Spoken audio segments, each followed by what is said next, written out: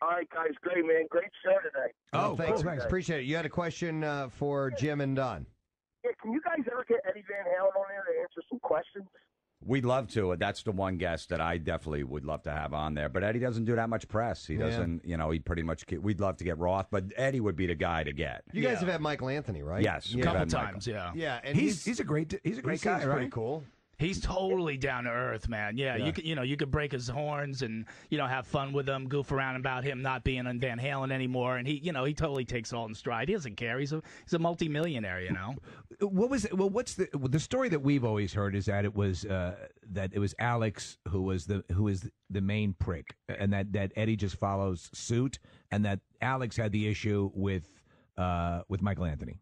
I think it's both. Supposedly, when it's the two-headed monster. Those two guys. Really? Yeah, they're in sync on everything. Yeah. When Sammy got thrown in a band the second time, they didn't do anything for like 3 years. So Michael wanted to go play, and Sammy's like, "I'm going to start my own band." And he goes, "All right, the Van Halen brothers aren't doing anything." The Van Halen brothers got pissed that he went and played with Sammy. He's like, "Well, we're not. I just can't sit at home." Yeah.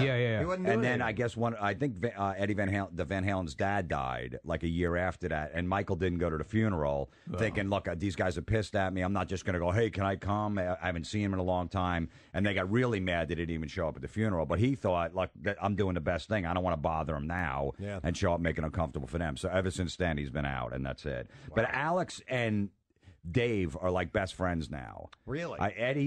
Dave's even said him and Eddie have never got along, but they work together well when they do because there's that much tension. He goes, but we're still buds, but there's always been problems. Huh. Wow, interesting. Yeah, but him and Alex are best buddies right now. They talk every day, like 3 times a day. Dave lives in Japan now. Dave Lee Roth lives in Japan? They were supposed to play in Tokyo for like 4 nights.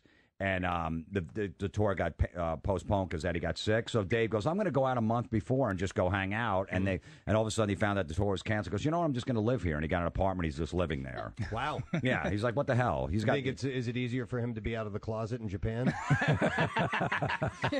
He's nice, nodding, smiling. It doesn't hurt. That's as what much. we've heard. I mean, and not that it would matter, but he actually had an interview. We were playing clips of it. Or at least you're reading parts of it, where he seemed to sort of just finally, for a little bit, be vague enough to suggest, that he might be. In the last few interviews he's done over the last year, you know what I'm talking about, right? He's been talking more about like how many girlfriends he had and a bunch of, and he never talked about any of that stuff before. Mm-hmm. He left it kind of vague. So I don't know. Look, all those guys that were on tour with him, the Billy Sheehan's and the Steve Vais, the parties that Roth had that we were involved with were unbelievable. Yeah, meaning there were just women there. Yeah. He said Dave would come out of the room every half hour and just pick one. He goes, all right, that one, and they would come back. So, wow. So how do you do your hair? Or maybe he's just interviewing him. So, you got any pictures of your brother? Does your brother work out? I mean, not that it would even matter, for Christ. Look at Judas Priest. I mean, it doesn't. Well, it's just the ultimate because he was absolutely poised as the ladies' man. In the 80s, he was just 5 and 6 deep. Yeah. If you believe that lifestyle that they lived. That's the whole thing that would be funny about it. It's just wild, yeah. Well, look at the 3 in the 80s. Look at the 3 guys that always had like penthouse pets around them in photo shoots. Rob Halford, yeah, Paul Stanley, and Roth. Yeah.